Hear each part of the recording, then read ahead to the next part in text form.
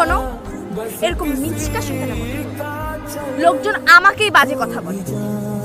শোনো, তোমার যদি এত শখ হয় তুমি আমাকে খোলাখুলি বলতে পারো, আমি তোমাকে 10টা মেয়ে চুজ করে দিব। আমি কি ভেসে আসছি? আমি ম্যানেজ করতে পারি না? না, পারো না, বিকজ তোমার সেই যোগ্যতাটা। আমি কি চাইলে একটা ভালো ছেলের সাথে প্রেম করতে পারতাম না? আমি পারি না? না। আরে যা।